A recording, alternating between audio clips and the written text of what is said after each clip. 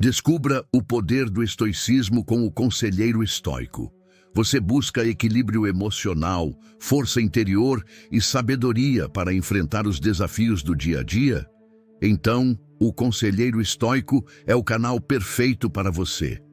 Nele, desvendamos ensinamentos atemporais de filósofos como Sêneca, Epicteto e Marco Aurélio, trazendo reflexões práticas para transformar sua vida. Inscreva-se agora e comece sua jornada de autodesenvolvimento com insights poderosos e inspirações diárias. Não deixe para depois o que pode mudar sua vida hoje. Você sabia que a América Latina é uma das regiões mais ansiosas do mundo? Estudos recentes indicam que cerca de 40% das pessoas na região sofrem com ansiedade em diferentes graus. O mundo moderno parece exigir uma velocidade impossível de acompanhar.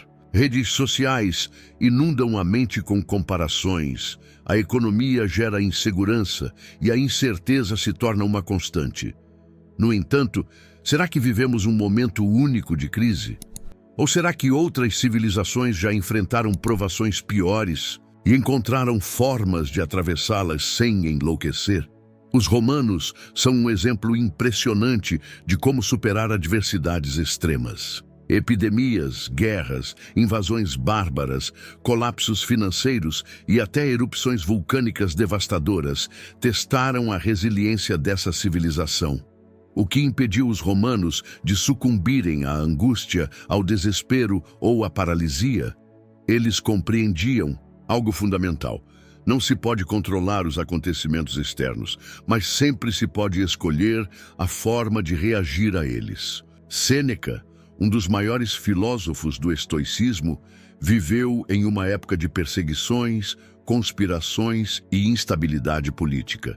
Em meio ao caos, ele escreveu: "O homem que sofre antes do necessário, sofre mais do que o necessário." Essa frase revela um princípio poderoso. Quantas vezes preocupações antecipadas drenam a energia antes mesmo de uma dificuldade real surgir? Os romanos cultivavam uma mentalidade voltada para a preparação, não para o desespero. Marco Aurélio, imperador e filósofo, enfrentou uma das maiores pandemias da história de Roma, a peste antonina. Ele poderia ter se entregado ao medo, mas escolheu outra postura. Em suas meditações, ele reforçava diariamente a necessidade de aceitar a realidade, fortalecer o caráter e manter a mente centrada no presente. Ele sabia que se a mente permanecesse forte, nada externo poderia realmente destruí-lo. Além da filosofia, os romanos tinham hábitos que contribuíam para a estabilidade emocional. Exercícios físicos eram parte essencial da rotina, fortalecendo não apenas o corpo, mas também a mente. A conexão com a natureza, através de banhos e espaços ao ar livre, era valorizada. O senso de comunidade e propósito era cultivado, pois sabiam que ninguém atravessa tempos difíceis sozinho. Hoje, a modernidade trouxe avanços, mas também desafios emocionais inéditos. No entanto, a sabedoria romana permanece tão relevante quanto antes. Será que realmente precisamos nos render à ansiedade ou podemos adotar o olhar dos estoicos? A resposta está nas escolhas diárias. A crise pode estar ao redor, mas a serenidade sempre estará ao alcance de quem aprende a cultivá-la. Neste vídeo, vamos te apresentar as 7 regras dos filósofos romanos para sobreviver ao Brasil em 2025. Regra 1. Controle o que você pode. Ignore o resto. Imagine que alguém lhe entrega um presente, mas você se recusa a recebê-lo. Para onde vai esse presente? Continua com quem tentou oferecê-lo. Epicteto, um dos grandes mestres do estoicismo, usou esse exemplo para nos ensinar uma verdade simples, mas poderosa. Aquilo que não aceitamos não nos pertence. O mesmo ocorre com as perturbações externas. Sejam críticas, notícias alarmantes ou eventos inesperados, cabe a nós decidir se daremos a eles poder sobre nossa paz ou não. No mundo moderno, somos bombardeados diariamente por informações de todos os tipos. Notícias de crises econômicas, tragédias ambientais, conflitos políticos e previsões pessimistas sobre o futuro ocupam as manchetes. Muitos, ao lerem esses conteúdos, experimentam ansiedade, medo e até paralisia. O que podem fazer diante disso? Afinal, não têm controle sobre essas situações. O estoicismo oferece uma resposta clara. Devem aprender a diferenciar o que podem controlar do que está fora de seu alcance. Essa distinção é o princípio central da filosofia de Epicteto, chamada de dicotomia do controle. O que significa isso? Significa que algumas coisas dependem de nós e outras não. Nossa atitude, nossos pensamentos e nossas escolhas são controláveis. O clima, a política global, a economia e a opinião dos outros sobre nós estão fora de nosso domínio. Gastar energia tentando mudar o incontrolável gera sofrimento desnecessário. Imagine alguém que lê uma notícia alarmante sobre a economia e entra em desespero. Ele pensa que sua vida está condenada ao fracasso porque o jornal previu uma crise iminente. Se refletisse com base na dicotomia do controle, perceberia que não pode alterar diretamente o rumo da economia global, mas pode ajustar seus hábitos financeiros, economizar mais, buscar novas oportunidades e manter-se resiliente. Ou seja, pode focar no que está ao seu alcance. Um exemplo real ilustra bem essa ideia. Durante a crise de 2008, enquanto muitos se entregavam ao pânico, algumas pessoas decidiram concentrar-se no que podiam controlar. Adaptaram seus gastos, investiram em aprendizado e encontraram oportunidades onde outros viam apenas desespero. No fim, prosperaram enquanto muitos ficaram estagnados pela incerteza. Essa postura pode ser aplicada em todas as áreas da vida. Se alguém faz um comentário ofensivo sobre você, tem duas opções: aceitar essa crítica como uma verdade e sofrer, ou reconhecer que não pode controlar a opinião alheia e seguir em paz. Se chove no dia de um evento importante, pode passar o dia lamentando ou buscar alternativas para aproveitar o momento de outra forma. Se um imprevisto acontece no trabalho, pode entrar em pânico ou focar no que está ao seu alcance para resolver a situação. A grande libertação vem ao perceber que tentar controlar o incontrolável é um desperdício de vida. O segredo está em agir sobre aquilo que depende de nós. Quando aprendemos isso, tornamo-nos senhores de nossa própria mente e, consequentemente, de nossa tranquilidade. O estoicismo não propõe indiferença ao mundo, mas inteligência na forma como reagimos a ele. Não se trata de ignorar a realidade, mas de encará-la de maneira sábia. Se uma notícia ruim surge, pergunte-se: posso fazer algo para mudar essa situação? Se a resposta for sim, haja. Se for não, aceite e siga em frente sem carregar um peso que não precisa ser seu. Epicteto nos ensina que ninguém pode roubar nossa paz sem nossa permissão. A decisão de aceitar ou recusar o presente da perturbação está sempre em nossas mãos. Ao aplicarmos essa regra, não apenas nos livramos do estresse desnecessário, mas encontramos verdadeira liberdade interior. Regra 2. Transforme obstáculos em degraus. Imagine um homem que, depois de anos de trabalho árduo, conseguiu abrir um pequeno café no centro da cidade. Cada detalhe do estabelecimento foi pensado com carinho: a decoração rústica, o aroma do café moído na hora e a playlist cuidadosamente selecionada para criar um ambiente acolhedor. Ele sonhava em transformar aquele espaço num ponto de encontro para amigos, um refúgio para leitores e uma parada obrigatória para quem buscava uma pausa no dia agitado. O movimento crescia e, aos poucos, seu pequeno sonho ganhava forma. Então, um dia, a crise chegou. De repente, ruas ficaram vazias, clientes desapareceram e o faturamento caiu drasticamente. Durante semanas, ele viu as contas acumularem, as despesas crescerem e o medo se instalar. Fechar as portas parecia inevitável.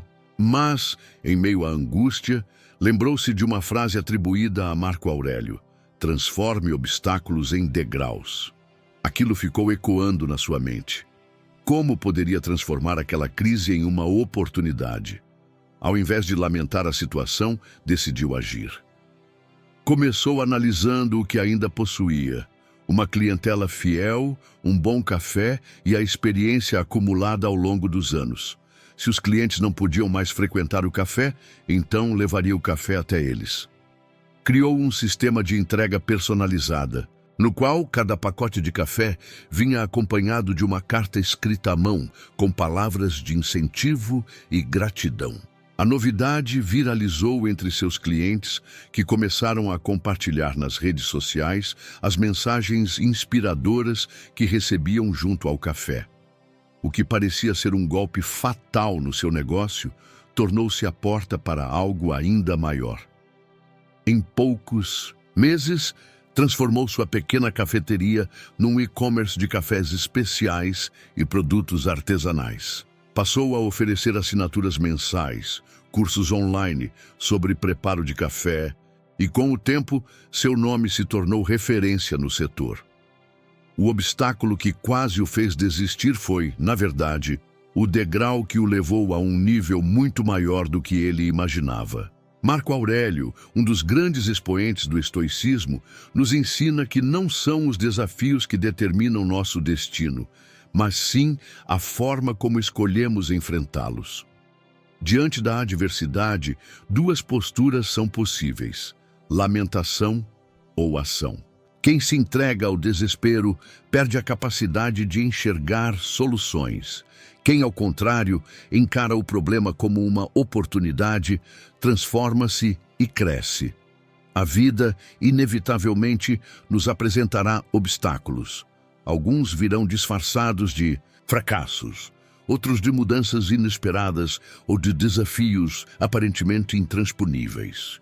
No entanto, a forma como reagimos a eles definirá nossa trajetória.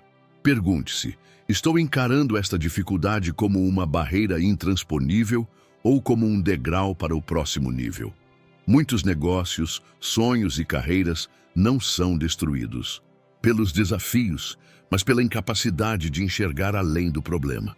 O microempreendedor da nossa história poderia ter aceitado a falência como algo inevitável, mas decidiu encontrar uma solução. Poderia ter se resignado à perda do café, mas percebeu que possuía algo mais valioso: um propósito. Esse propósito transformou uma crise numa grande oportunidade. Agora, olhe para a sua própria vida. Talvez você esteja enfrentando dificuldades financeiras, desafios na carreira ou até mesmo dilemas pessoais. Antes de se perguntar por que isso está acontecendo comigo, experimente um novo questionamento: como posso transformar esta situação num trampolim para algo maior? Essa mudança de mentalidade por si só tem o poder de transformar sua realidade.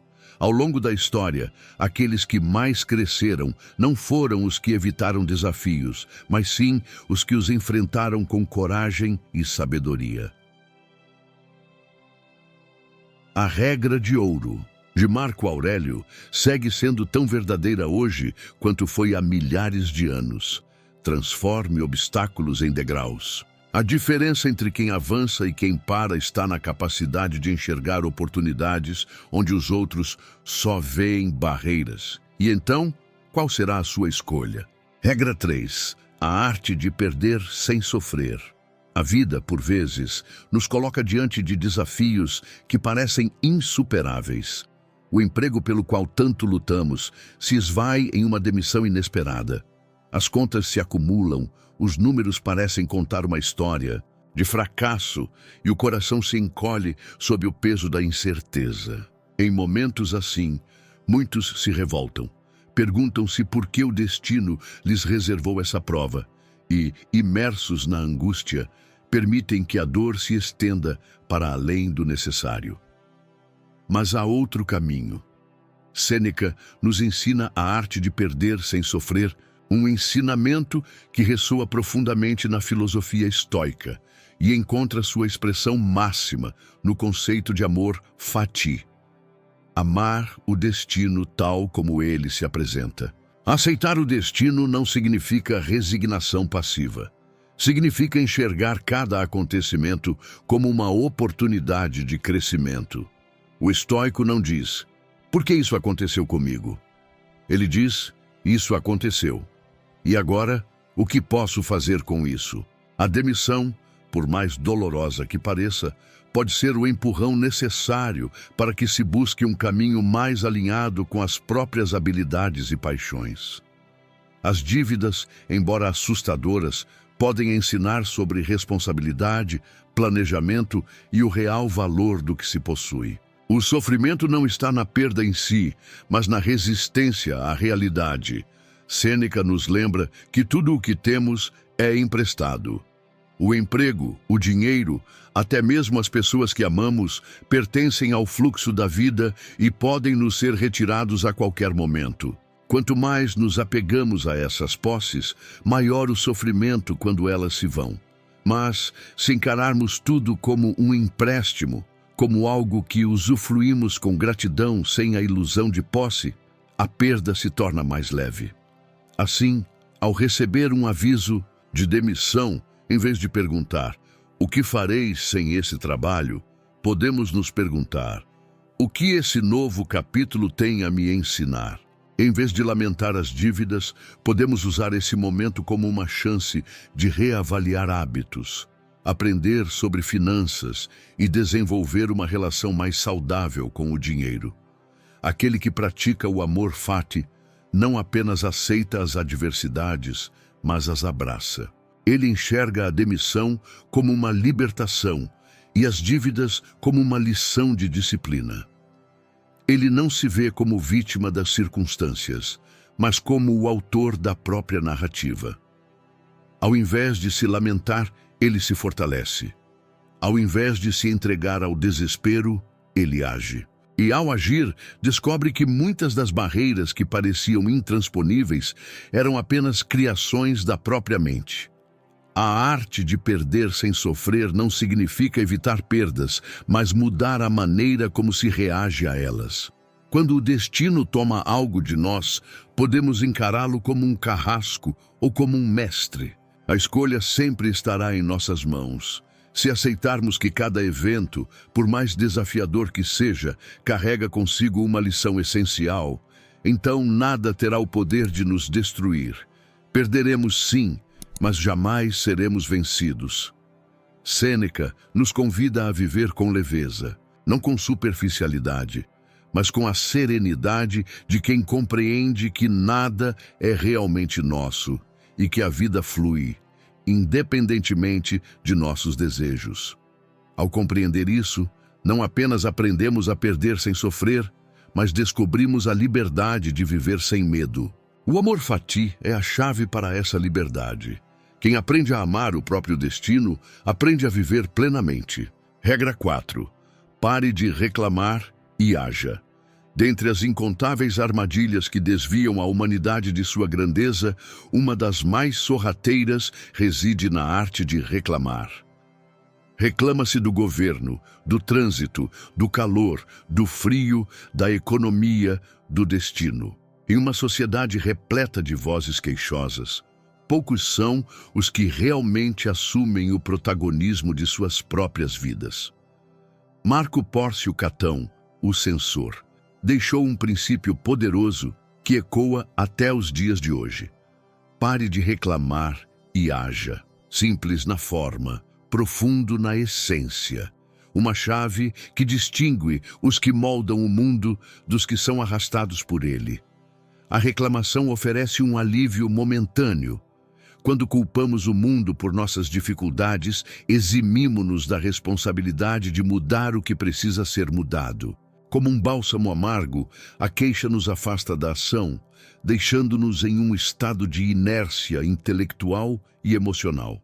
Mas Catão, ao longo de sua trajetória, demonstrou que nenhuma adversidade se supera com lamentação, e sim com ação firme, disciplinada e contínua. Para ilustrar esse princípio estoico na prática, voltemos nossos olhos para Medellín, na Colômbia. No final do século XX, a cidade encontrava-se mergulhada em violência, tomada pelo tráfico de drogas e pelo medo. Em meio a esse caos, poderia a população render-se à lamentação, esperar que políticos solucionassem seus problemas ou, pior, aceitar que o destino daquela cidade era irreversível. Mas alguns decidiram agir. O projeto Bibliotecas Públicas de Medellín, concebido para devolver a educação e a cultura às comunidades marginalizadas, transformou a cidade de forma radical. Com espaços de conhecimento acessíveis, a juventude antes seduzida pelo crime encontrou novas perspectivas. Paralelamente, projetos esportivos e artísticos surgiram, resgatando milhares de vidas da marginalidade. O resultado? Uma queda expressiva nos índices de violência e um exemplo concreto de que quando pessoas decidem parar de reclamar e agir, o impossível se torna viável. Catão sabia que o discurso sem ação é um edifício sem alicerces. Ele próprio viveu segundo essa máxima, enfrentando corrupções, defendendo valores morais e, sobretudo, tomando atitudes concretas. Ao longo da história, vemos que toda grande mudança nasce de um momento em que alguém decide erguer-se contra a resignação. Seja na esfera pessoal ou coletiva, o princípio estoico de agir, em vez de reclamar, carrega um poder imenso.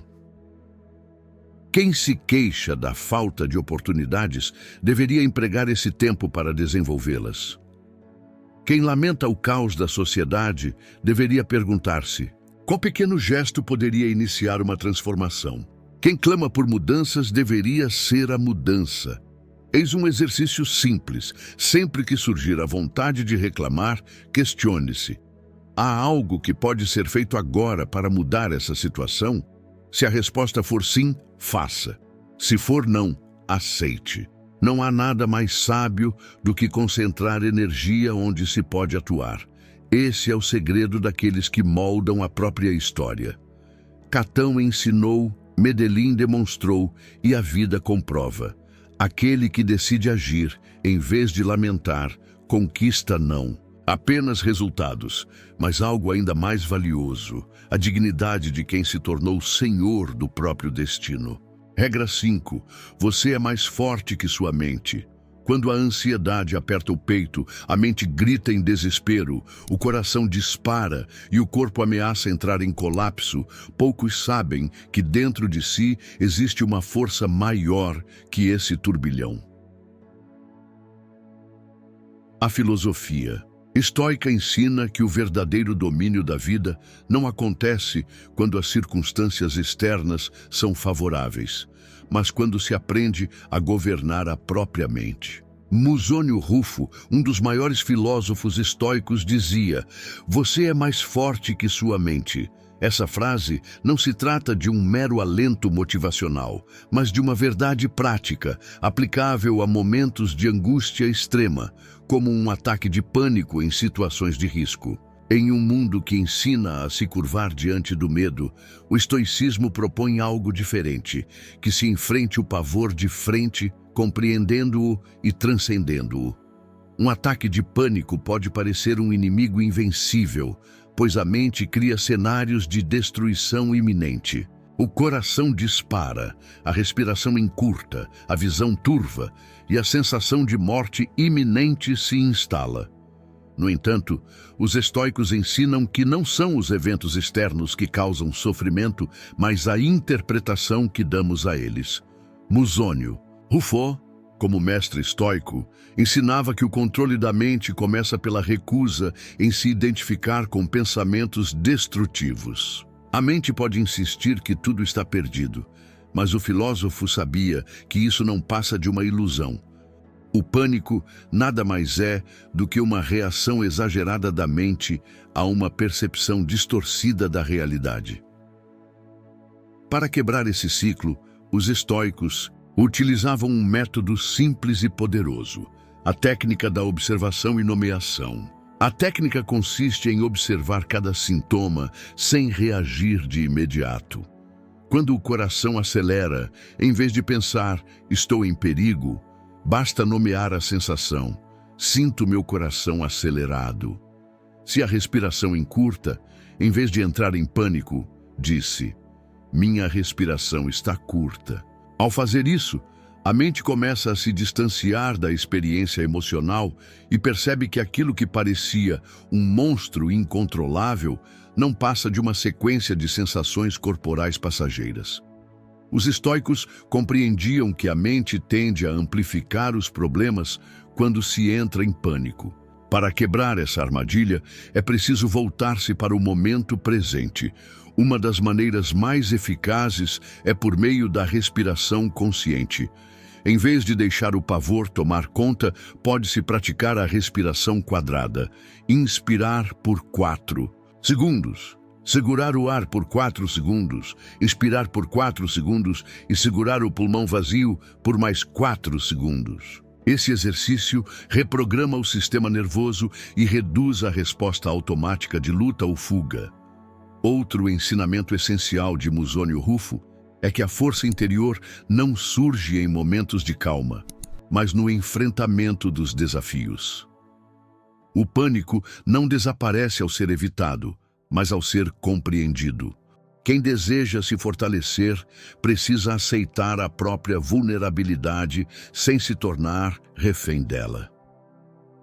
O ataque de pânico pode vir, mas ele não define quem você é. O pensamento ansioso pode surgir, mas não merece credibilidade.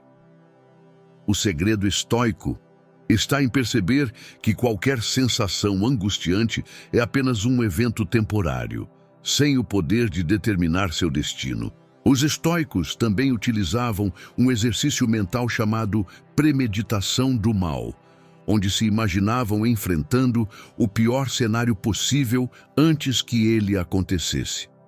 Essa prática fortalece a resiliência e diminui o impacto do medo. Quem teme falar em público, por exemplo, pode imaginar o público zombando, rindo ou ignorando suas palavras.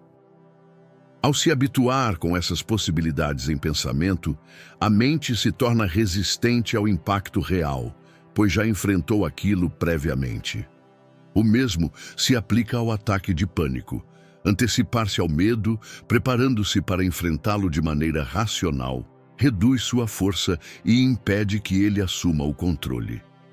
A maior lição de Musônio Rufo não está apenas na ideia de que se é mais forte que a própria mente, mas na certeza de que a mente pode ser treinada. Assim como músculos se fortalecem pelo esforço, o domínio mental se desenvolve pela prática constante. Nenhuma tempestade dura para sempre. Nenhum medo pode aprisionar quem compreende sua própria força. O estoicismo não busca eliminar o medo, mas transformá-lo em um aliado na construção da coragem. No momento em que o ataque de pânico surgir, basta lembrar, nenhuma sensação pode definir seu destino. Nenhum pensamento pode obrigá-lo a ceder. Você não é refém da sua mente. O que parecia incontrolável perde a força quando é nomeado, compreendido e enfrentado com serenidade. Musônio Rufo estava certo. Você é mais forte do que sua mente, e essa verdade, quando vivida, transforma qualquer pessoa em mestre de si mesmo. Regra 6. Desapego radical. Como viver com pouco e ser feliz.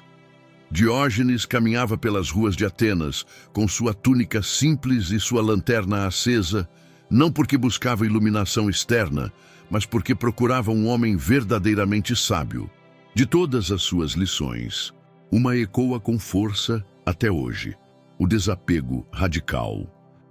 Esse filósofo cínico ensinava que a felicidade não reside na acumulação de bens, mas na libertação de tudo aquilo que não é essencial. A verdadeira riqueza encontra-se na leveza de viver com pouco. Essa ideia pode soar extrema, mas será que não vivemos em um mundo igualmente extremo? Nossas casas enchem-se de objetos, nossos guarda-roupas transbordam de roupas que nunca usamos, nossas agendas sufocam-se de compromissos.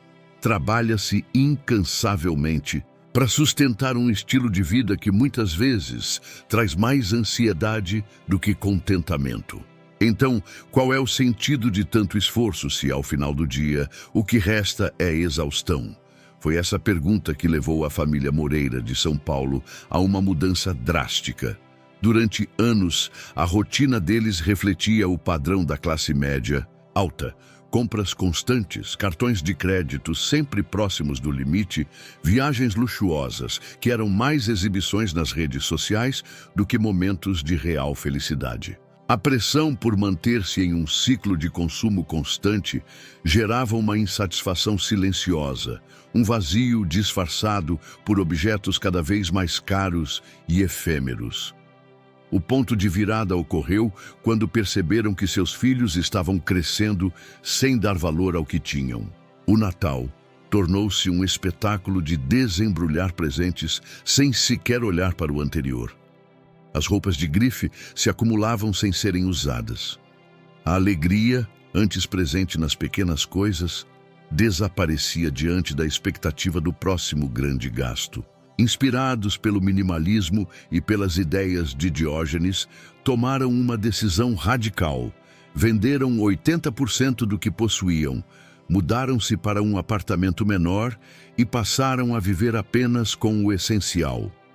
De imediato, sentiram o peso do desapego, o impacto de abrir mão daquilo que por anos parecia indispensável. Porém, algo inesperado ocorreu. A leveza tomou o lugar da angústia.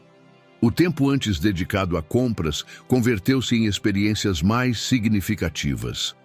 Os jantares tornaram-se momentos de conversa. Os finais de semana passaram a ser preenchidos com caminhadas no parque, leituras e simplicidade. O que essa experiência revela? Que a sociedade ensinou-nos a buscar a felicidade no lugar errado. Desde pequenos, somos bombardeados por mensagens que dizem que o próximo celular trará mais alegria, que a próxima viagem tornará a vida mais completa, que uma casa maior significará mais conforto. No entanto, a história prova que os filósofos mais sábios, de Diógenes a Sêneca, encontraram a felicidade naquilo que não pode ser comprado. Viver com pouco não significa abrir mão do prazer. Pelo contrário, significa redescobrir os prazeres genuínos. Um livro relido, uma conversa sem pressa, um pôr do sol contemplado sem a distração do celular. Significa libertar-se da escravidão do desejo incessante e perceber que a vida não precisa de tantos excessos para ser plena. Diógenes rejeitava os luxos não por desprezo, mas por compreender que o desejo desenfreado gera insatisfação perpétua. Enquanto buscarmos a felicidade no que pode ser comprado, continuaremos reféns de um ciclo interminável de frustração. A verdadeira liberdade surge quando entendemos que precisamos de muito menos do que imaginamos. A família Moreira não sente falta dos objetos que vendeu. Sente sim o prazer de uma vida mais leve, mais autêntica. Descobriram que a felicidade não mora no shopping, mas na paz de uma mente sem excesso de desejos. E talvez, ao refletirmos sobre isso, possamos perceber que Diógenes, mesmo morando em um barril, era muito mais rico do que muitos de nós. Regra 7. Premeditatio malorum. Certa vez, Sêneca escreveu que a fortuna adora nos pegar desprevenidos. Quando tudo parece estável, um vento inesperado pode mudar o curso de nossa existência. A pergunta que se impõe é: como reagiremos? Nos desesperaremos ou nos manteremos firmes? A resposta está na preparação. O estoicismo ensina que devemos antecipar as adversidades para que, quando elas chegarem, já tenhamos dentro de nós a resiliência necessária para enfrentá-las. Muitos vivem sob a ilusão de que tudo permanecerá como está. Não cogitam a possibilidade de uma crise financeira, da perda de um emprego ou da falência de um negócio. Contudo, a história prova que a instabilidade é a única constante. Os estoicos chamam essa prática de premeditatio malorum, a premeditação dos males. Trata-se de um exercício mental que permite fortalecer a alma para as adversidades futuras. Quando nos preparamos para o pior, qualquer revés se torna menos aterrorizante. E mais do que isso, paradoxalmente, essa preparação nos faz viver com mais leveza, pois não somos pegos de surpresa. Imagine por um instante que hoje você perca todas as suas fontes de renda, que uma crise mundial desestabilize sua profissão e o dinheiro que você recebe mensalmente deixe de existir. Se esse cenário o assusta, então a prática estoica de simulação de crise financeira se faz necessária. Escolha um final de semana ou, se possível, alguns dias para viver com o mínimo possível de recursos. Reduza seus gastos ao essencial. Coma apenas alimentos simples e baratos. Evite qualquer gasto supérfluo. Use roupas velhas e dispense qualquer luxo. Durante esse período, observe suas emoções. Você sentirá desconforto? Talvez. Mas ao final do exercício, perceberá algo poderoso. Pode viver com menos e continuar sendo você mesmo. Pegue papel e caneta e desenhe um novo orçamento. Se amanhã seu salário ou fonte de renda fosse reduzida drasticamente, o que faria? O que cortaria? Como reorganizaria suas prioridades? Esse simples exercício elimina o pânico que uma crise poderia gerar. Pois, em vez de ser pego de surpresa, já terá um plano de ação pronto. Muitos apegam-se a luxos e confortos como se fossem parte essencial de sua identidade. Mas o estoico busca a liberdade, e a verdadeira liberdade consiste em não ser escravo do que se pode perder. Portanto, de tempos em tempos, abra mão voluntariamente de algo que gosta. Pode ser um café caro, uma refeição sofisticada ou uma comodidade que julga indispensável. Ao fazer isso, perceberá que seu bem-estar não depende dessas coisas. Quem aprende a abrir mão do supérfluo se torna inquebrantável. Feche os olhos e imagine de maneira vívida uma grande dificuldade financeira.